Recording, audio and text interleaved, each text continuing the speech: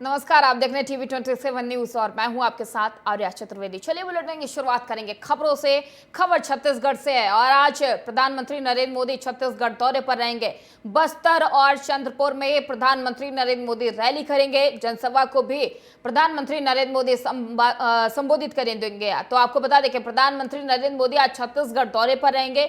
यहाँ पर वो चुनावी जनसभा और रैली भी करेंगे। तमाम तैयारियां बीजेपी कार्यकर्ताओं की तरफ से कर ली गई हैं। सुरक्षा के भी चाक चौबंद इंतजाम किए गए। तो आपको बताते चले कि प्रधानमंत्री नरेंद्र मोदी लगातार अलग अलग राज्यों में जाकर दौरे कर रहे हैं। जनता को साधने की कोशिश उनके तरफ से की जा रही है और आज प्रधानमंत्री नरेंद्र मोदी छत्तीसगढ़ दौरे पर रहेंगे। यहाँ बस्तर में जाकर वो जनसभा करेंगे, रैली भी करेंगे। बात करेंगे बीजेपी कार्यकर्ताओं की, तो लगातार उनकी तरफ से तैयारियां कर ली गई हैं। सुरक्षा में खास इंतजाम किए गए। तो आपको बता दें कि प्रधानमंत्री नरेंद्र मोदी लगातार अलग अलग राज्यों में जाकर वो दौरे कर रहे हैं और आज प्रधानमंत्री नरेंद्र मोदी छत्तीसगढ़ दौरे पर रहेंगे।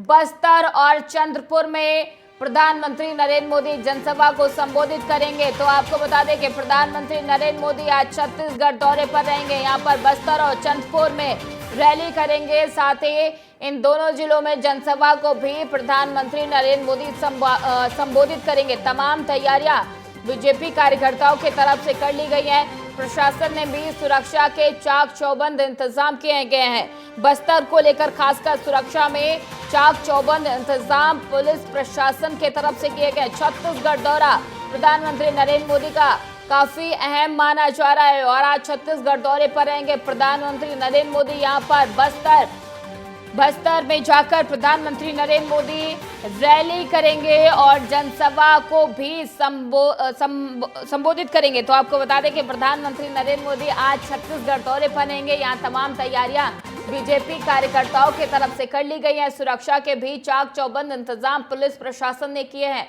तो ये छत्तीसगढ़ दौरा प्रधानमंत्री नरेंद्र मोदी का काफी अहम माना जा रहा है। 24 का रण तैयार है तो बिगुल फूकेंगे प्रधानमंत्री नरेंद्र मोदी छत्तीसगढ़ के बस्तर और चंद्रपुर से।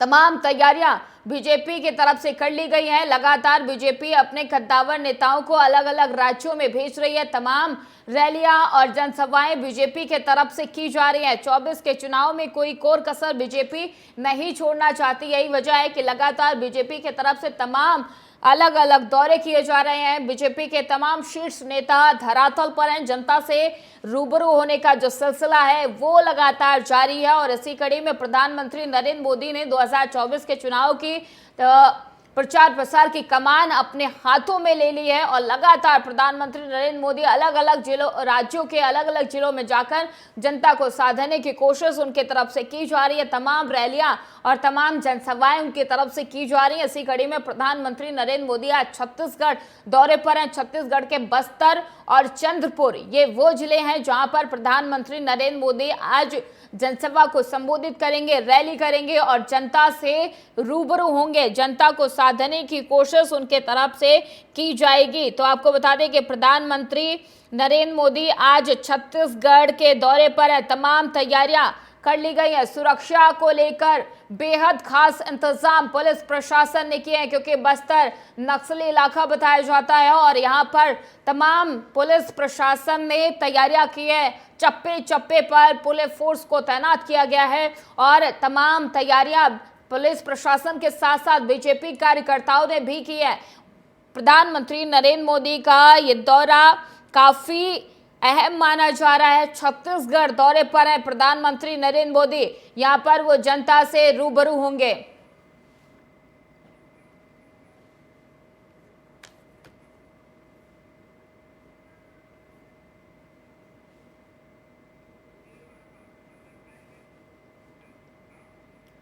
और इस खबर पर अधिक जानकारी के लिए हमारे संवाददाता सुधीर वर्मा हमारे साथ जुड़ चुके हैं। सुधीर, प्रधानमंत्री नरेंद्र मोदी छत्तीसगढ़ दौरे पर रहेंगे, कितना अहम ये दौरा माना जा रहा है? सुधीर। जी बिल्कुल आर्या, जिस तरीके से लोकसभा चुनाव से पहले जिस तरीके से जो स्टाफ दल भी पूछे गए थे जिनमें प्रधानमंत्री नरेंद्र मोदी का नाम भी शामिल था, हमने वीडियो जिस तरीके से देखा कि मध्य प्रदेश के मुख्यमंत्री मोहन यादव प्रदेश में मौजूद रहते। अब प्रधानमंत्री नरेंद्र मोदी आज बस्तर में मौजूद रहेंगे और कहीं ना कहीं एक विशाल जनसभा को संबोधित करते हुए नजर आएंगे। साथ ही साथ अगर बात की जाए तैयारियों की, तो लगातार 3 दिनों से इस जनसभा को लेकर के तैयारियों में जुटे हुए थे भाजपा के कार्यकर्ता। और साथ ही साथ बस्तर एक ऐसा क्षेत्र है जहाँ पास लंबे समय से कहीं ना कहीं भारतीय जनता पार्टी के प्रत्याशी है वो कहीं ना कहीं अच्छा प्रदर्शन करने को लेकर के नहीं, इनका प्रदर्शन नहीं रहा है, तो इसको देखते हुए भी ये दौरा रखा गया। और साथ ही साथ जनता को साधने के लिए भी ये एक दौरा रखा गया है, जिसके माध्यम से कहीं ना कहीं भाजपा प्रत्याशी महेश कश्यप के हक में कहीं ना कहीं प्रधानमंत्री नरेंद्र मोदी वोट मांगते हुए नजर आएंगे। और साथ ही अगर बात की जाए तैयारियों की, तो बस्तर एक ऐसा क्षेत्र है जहाँ पास नक्सल गतिविधियां हमेशा हमें देखने के लिए मिली, जिसको मद्देनजर रखते हुए सीआरपीएफ की टीमें वहां लगाई गई है। साथ ही साथ ड्रोन से निगरानी रखने को लेकर भी वहां तैयारियां की जा रही है, सर्च डॉग वगैरह लगाया गया है। साथ ही साथ कड़े इंतजाम इस बार किए गए, जहां ये प्रोग्राम होना है वहां पर भी लगातार 3 डोम बनाए जा रहे हैं, जिसमें लगभग 1 लाख से अधिक ये कार्यकर्ता और सामान्य जनता है वो उस वक्त मौजूद रहेगी। और साथ ही साथ बड़ी संख्या में लोग वहां मौजूद रहेंगे प्रधानमंत्री नरेंद्र मोदी को सुनने के लिए। तो तमाम जो तैयारियां का दौर है वो लगातार जारी है। और साथ ही साथ अगर बात की जाए आज के दौरों को लेकर के, तो आज प्रधानमंत्री नरेंद्र मोदी 12 बजे तक वहां पहुंचेंगे। और साथ ही साथ एक बड़ी जनसभा है जो जगदलपुर में होने वाली है, और साथ ही साथ चंद्रपुर में भी एक जनसभा को संबोधित करते हुए नजर आएंगे। तो तमाम जो तैयारियां हैं वो लगातार की जा रही है। और साथ ही साथ आज प्रधानमंत्री नरेंद्र मोदी जनता के बीच जाएंगे और कहीं ना कहीं वहाँ के जो बस्तर के जो प्रत्याशी है महेश कश्यप, उनके हक में वोट मांगते हुए नजर आएंगे। आज जी बिल्कुल सुधीर, लेकिन अगर बात की जाए कि छत्तीसगढ़ में तो अभी हाल ही में बीजेपी की सरकार बनी और सरकार बनने के बाद तमाम वो वादे जो बीजेपी की तरफ से किए गए थे, चाहे फिर मैथारी बंधन योजना हो या फिर तमाम वो वादे जो बीजेपी की तरफ से लगातार पूरे किए जा रहे हैं, क्या इन वादों को पूरा करने का फायदा बीजेपी को आगामी चुनाव में मिल सकता है सुधीर? जी बिल्कुल, अगर बात की जाए चुनावी वादों की, तो हमने देखा कि विधानसभा चुनाव के समय प्रधानमंत्री नरेंद्र मोदी और जो भाजपा की सरकार, भाजपा के जो कार्यकर्ता और जो दिग्गज नेता थे उनके द्वारा जो गारंटियां दी गई थी उनको लेकर भी लगातार जिस तरीके से प्राय सरकार ने कार्य किया। हम बात करें महतारी बंधन योजना, साथ ही साथ 31 रुपए धान का जो वादा प्रदेश के किसानों और जो महिलाओं के साथ जो वादा किया गया था उनको कहीं ना कहीं पूरा गया है। तो हम मान सकते हैं कि इस बार लोकसभा चुनाव में खासा जो वादा उन्होंने पूरा किया है उसका कहीं ना कहीं फायदा उन्हें मिल सकता है। और साथ ही साथ इस बार लोकसभा चुनाव में भाजपा सरकार उसको एक बार फिर से रिपोर्ट करते हुए प्रदेश की 11 की 11 लोकसभा सीटें कहीं ना कहीं भाजपा के हक में एक बार फिर से जा सकती है। जी बिल्कुल सुधीर, लेकिन यहाँ पे बात करें कि जिस हिसाब से बीजेपी लगातार धरातल पर है, जनता के बीच पहुंच रही है और छत्तीसगढ़ वो राज्य है जहां पर कांग्रेस भी अपने आप को मजबूत बताती है, लेकिन सवाल ये खड़ा हो रहा है कि जिस हिसाब से बीजेपी लगातार दौरे कर रही है, तमाम योजनाएं उनके तरफ से लागू की जा रही, कांग्रेस क्या इन सभी चीजों का काट निकाल पाएगी सुधीर? जी बिल्कुल, अगर देखा जाए जिस तरीके से एक और भाजपा के जो दिग्गज नेता है वो प्रदेश में मौजूद हो रहे हैं, परंतु अब कहीं ना कहीं 13 अप्रैल को राहुल गांधी प्रदेश में मौजूद रहेंगे। तो कहीं ना कहीं बस्तर में एक और भाजपा की तैयारी मौजूद हुई है, तो वहीं अब कांग्रेस की अपनी तो कहने में लगी हुई, क्योंकि जिस तरीके से प्रदेश जिस तरीके से देखा गया कि प्रदेश प्रभारी सचिन पायलट प्रदेश से मौजूद रहे थे, तमाम कार्यकर्ताओं के साथ बैठक की और साथ ही साथ उनको एकजुट कर कार्य करने को लेकर भी लगातार दिशा निर्देशित करते हुए नजर आए। तो हम मान सकते हैं कि एक और जहाँ भाजपा तैयारी में जुटी हुई है, तो वहीं जो कांग्रेस है वो कार्यकर्ताओं को एकजुट कर कहीं ना कहीं लोकसभा चुनाव को लेकर के कार्य करने में जुटी हुई है। बिल्कुल, बहुत बहुत धन्यवाद सुधीर तमाम सारी जानकारी देने के लिए। और इस वक्त की एक और बड़ी खबर, बिजनौर दौरे पर रहेंगे जेपी नड्डा, जनसभा को संबोधित करेंगे। ओम कुमार के समर्थन में जनसभा को संबोधित करेंगे जेपी नड्डा। प्रशासन ने तैयारियां पूरी कर ली हैं, पुलिस ने सुरक्षा के बेहद खास इंतजाम किए हैं। 12 बजे जनसभा को संबोधित करेंगे जेपी नड्डा। तो आपको बता दें कि आज तमाम तैयारियां की गई हैं। ओम कुमार के समर्थन में जनसभा को संबोधित करेंगे जयप्रकाश नड्डा और ये दौरा काफी अहम माना जा रहा है। तमाम तैयारियां, पुलिस ने सुरक्षा के बेहद खास इंतजाम किए हैं। तो आपको बता दें बिजनौर दौरे पर रहेंगे जेपी नड्डा और यहां पर जनसभा को संबोधित करेंगे। साथ ही अपने प्रत्याशी के समर्थन में जनता से वोट देने की अपील उनके तरफ से की जाएगी। ओम कुमार के समर्थन में जनसभा को संबोधित करेंगे जयप्रकाश नड्डा। तो आपको बता दें कि आज ये दौरा है बेहद खास और अहम माना जा रहा है। पुलिस प्रशासन ने सुरक्षा के चाक चौबंद इंतजाम किए हैं। बिजनौर दौरे पर रहेंगे जेपी नड्डा, तमाम तैयारियां कार्यकर्ताओं ने कर ली है। पुलिस प्रशासन ने भी पुख्ता इंतजाम किए हैं। ओम कुमार के समर्थन में जनसभा करेंगे जेपी नड्डा और प्रशासन पूरी तैयारियों में जुटा हुआ है। लगभग 12 बजे ये जनसभा की जाएगी। तो आपको बता दें कि बिजनौर दौरे पर रहेंगे जेपी नड्डा और ये बिजनौर दौरा काफी अहम माना जा रहा है, बेहद अहम माना जा रहा है। जेपी नड्डा लगातार अलग अलग राज्यों के अलग अलग जिलों में जाकर दौरा कर रहे हैं और आज जेपी नड्डा उत्तर प्रदेश के बिजनौर दौरे पर रहेंगे और ये दौरा काफी अहम माना जा रहा है। ओम कुमार के समर्थन बिजनौर से बीजेपी प्रत्याशी ओम कुमार के समर्थन में जेपी नड्डा आज जनसभा करेंगे, रैली करेंगे और आपको बता दें तमाम तैयारियां कर ली गई हैं।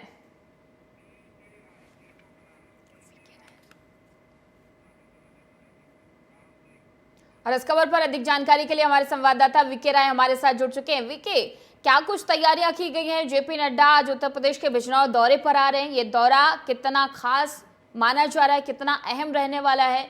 विके जी, मैं बताना चाहूंगा बिजनौर जनपद की लोकसभा नगीना में धामपुर में ये जेपी नड्डा राष्ट्रीय अध्यक्ष आ रहे हैं, जो कि ये दौरा उस समय अहम हो जाता है जब मुख्यमंत्री आदित्यनाथ जी आते हैं। उसके बाद में तुरंत ही जेपी नड्डा जी आ रहे हैं और जो विधायक भी हैं ओम कुमार जो नहटौर विधानसभा से और उनको प्रत्याशी बना गया है नगीना लोकसभा सीट से। तो ये दौरा इसलिए अहम हो जाता है क्योंकि सभी पार्टियों की तैयारी लगभग तय है और अपना रुझान अपने वोटरों को लुभाने की कोशिश सभी पार्टियां कर रही हैं। उसी में अपने जो 400 पार का नारा लगाया है बीजेपी ने, तो उसको अहम तब हो जाता है जब यहाँ जेपी नड्डा बिजनौर आ रहे हैं। यहाँ पर लोकदल प्रत्याशी जो गठबंधन प्रत्याशी हैं बिजनौर सीट पर वो प्रत्याशी हैं और नगीना लोकसभा पर ओम कुमार जो विधायक है उनको प्रत्याशी बनाया है बीजेपी ने। जी बिल्कुल विके, अगर बात की जाए सुरक्षा को लेकर और प्रशासन की तरफ से क्या कुछ तैयारियां की गई हैं और जेपी नड्डा के साथ कौन कौन नेता इस दौरान मौजूद रहेगा? इसमें बताना चाहूंगा कि सभी बीजेपी के कार्यकर्ताओं में बड़ा उत्साह है, जो कि इस समय जो धामपुर में तैयारियां प्रशासन को लेकर के हैं कड़ी और सुरक्षा को लेकर के बहुत कड़ी सुरक्षा की गई है। जो कि इसमें जो प्रियंका मॉडर्न स्कूल है उसमें जेपी नड्डा आ रहे हैं। खास प्रोग्राम जो उत्साह देखने को मिला है और जो मिल रहा है इसमें, तो ये तैयारियां भी उसी तरीके से की गई हैं। खास बात ये है कि इसमें जो पदाधिकारी हैं सभी जनपद से और गैर जनपद से भी यहाँ मौजूद रहेंगे। बिल्कुल बीके, अगर बात उत्तर प्रदेश की जाए तो 80 लोकसभा सीटों वाला राज्य है और कोई भी कोर कसर बीजेपी उत्तर प्रदेश में नहीं छोड़ना चाहती। क्या यही वजह है कि लगातार उत्तर प्रदेश में तमाम कद्दावर नेता दौरा कर रहे हैं? चाहे जेपी नड्डा की बात कर ली जाए, चाहे प्रधानमंत्री नरेंद्र मोदी की बात कर ली जाए। बीके देखिए, ये पूरे भारत का चुनाव है, भारत के लोकतंत्र के चुनाव है और पूरी दुनिया का अहम चुनाव है। इसमें उत्तर प्रदेश एक अपने आप में पूरे भारत की सीट, पूरे उत्तर प्रदेश जो 80 सीटें हैं अपने आप में समाये हुए हैं, क्योंकि पूरा 80 सीटों का मतलब ये है कि प्रधानमंत्री बनाने का कार्य जो है स्टार्टिंग से उत्तर प्रदेश से होगा और जिसमें बिजनौर प्रथम स्थान पर है, क्योंकि जो प्रथम चरण में जो वोटिंग होनी है वो यहाँ 19 तारीख में होनी है। उससे पहले बीजेपी के सभी जैसे केशव प्रसाद मौर्य हुए, फिर उत्तर प्रदेश के योगी आदित्यनाथ हुए और पदाधिकारी हुए और जेपी नड्डा आज यहाँ धामपुर में आ रहे हैं और वोटरों को ओम कुमार जो यहाँ प्रत्याशी हैं उनके लिए वोट मांगेंगे। जी बिल्कुल, बहुत बहुत धन्यवाद बीके तमाम सारी जानकारी देने के लिए।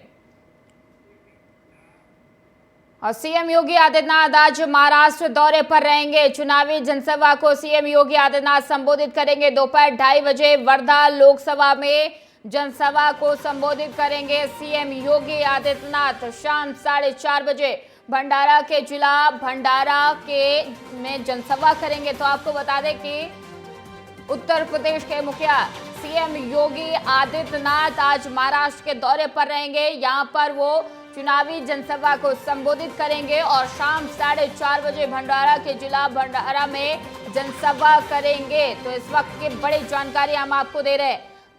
सीएम योगी आदित्यनाथ महाराष्ट्र दौरे पर रहेंगे। यहाँ वो लगभग 2:30 बजे वर्धा लोकसभा में जनसभा करेंगे और शाम 4:30 बजे भंडारा जिला में जनसभा भी करेंगे। तो आपको बता दें कि सीएम योगी आदित्यनाथ लगातार अलग अलग राज्यों के दौरे कर रहे हैं और आज इसी कड़ी में वो महाराष्ट्र में रहेंगे। सीएम डॉक्टर मोहन यादव का ग्वालियर दौरा है। इस वक्त की बड़ी जानकारी हम आपको दे रहे हैं। सीएम डॉक्टर मोहन यादव ग्वालियर दौरे पर रहेंगे। कुतलैथ और बड़ा गांव में वो जनसभा को संबोधित करेंगे। महिला मोर्चा के कार्यक्रम में भी शिरकत करेंगे। कार्यकर्ता सम्मेलन में शिरकत करेंगे। सीएम डॉक्टर मोहन यादव ग्वालियर दौरे पर हैं। यहाँ तमाम कार्यक्रमों में वो भाग लेंगे। कुलैथ और बड़ा गांव में जनसभा को संबोधित करेंगे। साथ ही महिला मोर्चा के कार्यक्रम में भी सीएम शिरकत करेंगे और कार्यकर्ता सम्मेलन में सीएम डॉक्टर मोहन यादव शिरकत करेंगे। तमाम तैयारियां कर ली गई हैं।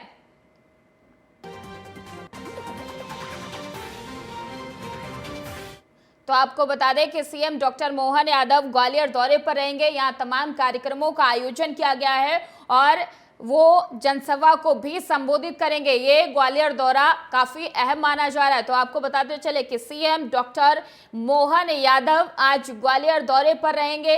ग्वालियर दौरा काफी अहम माना जा रहा है और महिला मोर्चा के कार्यक्रम में भी सीएम डॉक्टर मोहन यादव शिरकत करेंगे और इसके साथ ही वो ग्वालियर दौरा काफी अहम माना जा रहा है और यहाँ पर जनसभा भी करेंगे। कुलैथ और बड़ा गांव में जनसभा को सीएम डॉक्टर मोहन यादव संबोधित करेंगे। यहाँ तमाम कार्यक्रमों का आयोजन किया गया है। महिला मोर्चा के साथ साथ कार्यकर्ता सम्मेलन में भी सीएम डॉक्टर मोहन यादव शिरकत करेंगे। कुलैथ और बड़ा गांव ये वो दो जगह हैं जहां पर सीएम डॉक्टर मोहन यादव जनसभा को संबोधित करेंगे और जनता से रूबरू होंगे और इसके साथ ही वो कार्यकर्ता सम्मेलन में भी शिरकत करेंगे।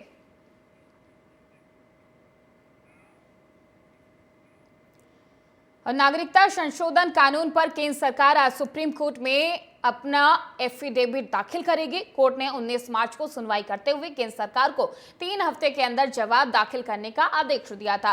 बेंच ने कहा था कि केंद्र सरकार 8 अप्रैल तक एफिडेविट दाखिल करे और इस पर 9 अप्रैल को सुनवाई होगी। सीएए के खिलाफ 237 याचिकाएं दायर की गई हैं। इन याचिकाओं में से 20 में कानून पर रोक लगाने की मांग की गई है। सुप्रीम कोर्ट की 3 सदस्यीय बेंच इस पूरे मामले पर सुनवाई कर रही है और इसमें सीजीआई डीवाई चंद्रचूड़, जस्टिस जेबी पारदीवाला और जस्टिस मनोज मिश्रा शामिल हैं।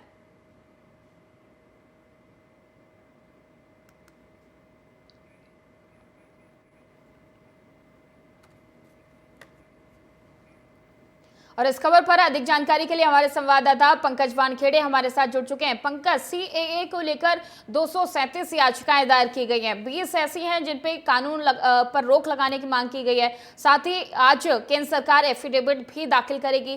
क्या लग सकता है कि कल पूरे मामले की सुनवाई होगी? आगे की तस्वीरें क्या कुछ निकल कर आ सकती है? कोर्ट इस पूरे मामले पर को लेकर क्या कुछ फैसला सुना सकती है? पंकज।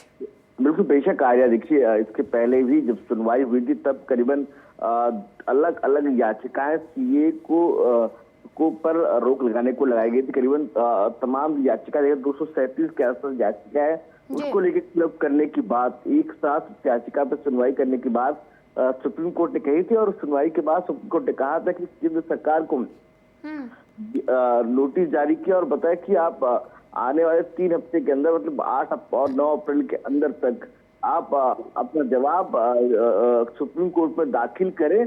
उसी के तहत आज सुप्रीम कोर्ट में अपना जवाब केंद्र सरकार देगा कि क्यों सीए लागू किए गए हैं, क्या इससे फायदा होगा, क्या नुकसान होगा। तमाम जो ड्रॉबैक और फायदे वो सुप्रीम कोर्ट को आज केंद्र सरकार बताएगा। उसके बाद फिर इस तमाम मामले को लेकर chief justice of India Chandrachud, उनके अगुवाई में इसके लेकर सुनवाई होगी।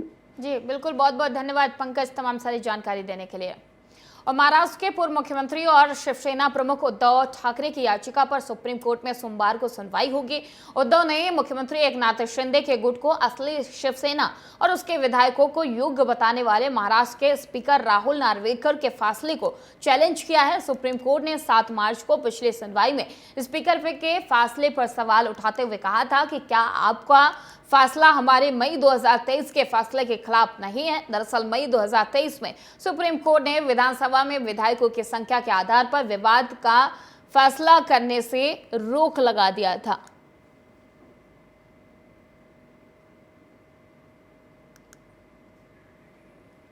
तो आपको बता दें कि उद्धव ठाकरे की याचिका पर सुप्रीम कोर्ट में सुनवाई होगी। दरअसल शिवसेना को लेकर असली शिवसेना के फैसले को चुनौती दी गई है। 7 मार्च को पिछली सुनवाई हुई थी और आज इस पूरे मामले पर सुनवाई होगी। उद्धव ठाकरे की तरफ से याचिका दायर की गई थी। दरअसल शिवसेना पार्टी में जब 2 फाड़ हुए, उसको लेकर अलग अलग दावे दोनों पार्टियों की तरफ से की गई है, लेकिन इस पूरे मामले को लेकर लगातार पिछले कई दिनों से आरोप प्रत्यारोप भी चल रहे हैं और आज इस पूरे मामले पर सुप्रीम कोर्ट में सुनवाई होगी। दरअसल स्पीकर ने जो फैसला सुनाया था, उस फैसले के खिलाफ याचिका दायर की गई थी, उसको चुनौती दी गई है और उस फैसले को लेकर आज सुप्रीम कोर्ट में सुनवाई होगी। तो देखने वाली बात यह होगी कि तस्वीरें क्या कुछ निकलकर सामने आती हैं, सुप्रीम कोर्ट का इस पूरे मामले पर क्या कुछ फैसला सामने निकलकर आता है।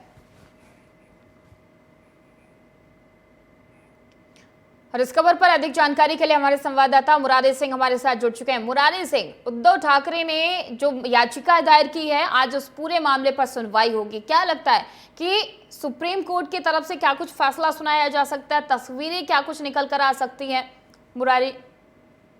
अरे बिल्कुल सही करना है। आपको बता दें कि विधानसभा स्पीकर राहुल नार्वेकर ने जिस तरीके से 7 दिन में ही फैसला सुनाते हुए शिवसेना पार्टी और उनके विधायकों को सही साबित करते हुए शिंदे की झोली में डाल दिए थे, जिसे लेकर के उद्धव ठाकरे ने सुप्रीम कोर्ट में याचिका दाखिल की थी और उस याचिका पर आज सुनवाई है। जानकारी है कि सुप्रीम कोर्ट में जो याचिका उद्धव ठाकरे के सामने से दी गई है, उसमें साफ तौर पर कहा गया है कि विधानसभा स्पीकर राहुल नार्वेकर ने एक तरफा फैसला लेते हुए शिंदे गुट को शिवसेना और असली पार्टी का हकदार बनाए हैं, जो सरासर गलत है। देखना होगा कि सुप्रीम कोर्ट इस याचिका पर जब आज सुनवाई करती है तो किन किन बिंदुओं पर वो पहले नजर डालती है, क्योंकि जब से शिवसेना में 2 फाट हुआ है तब से लगातार मामला न्यायालय के अधीन है। और वही जिस तरीके से सुप्रीम कोर्ट ने इस पूरे मामले में दखल अंदाजी देते हुए साफ तौर पर कहा था कि विधानसभा स्पीकर इस पूरे मामले में दखल अंदाजी दे और सही निर्णय ले,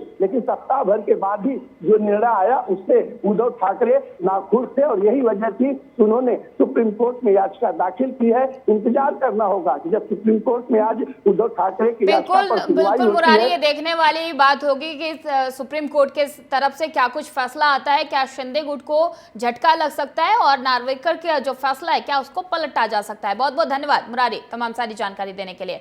और इस वक्त की एक और बड़ी खबर, दिल्ली शराब नीति घोटाले मामले में बड़ी खबर सामने आ रही है। के कविता की जमानत याचिका पर आज सुनवाई होगी। राउज एवेन्यू कोर्ट में इस पूरे मामले को लेकर सुनवाई होगी और राउस एवेन्यू कोर्ट इस पूरे मामले पर फैसला सुना सकता है। तो शराब घोटाले से जुड़े इस वक्त की एक और बड़ी खबर हम आपको बता रहे, के कविता की जमानत याचिका पर आज सुनवाई की जाएगी। राउस एवेन्यू कोर्ट इस पूरे मामले को लेकर आज फैसला सुना सकती है। के कविता की जमानत याचिका पर आज सुनवाई होगी। दिल्ली शराब नीति घोटाले से बड़ी खबर हम आपको बता रहे, के कविता जो जेल में बंद है उनकी जमानत याचिका पर आज सुनवाई की जाएगी। राउस एवेन्यू कोर्ट इस पूरे मामले पर सुनवाई करने के बाद फैसला सुना सकती है। तो इस वक्त की बड़ी जानकारी, के कविता की जमानत याचिका पर आज सुनवाई की जाएगी। और फिलहाल बुलेटिन में इतना ही। देश और दुनिया की तमाम खबरों के लिए देखते रहिए TV 27 न्यूज।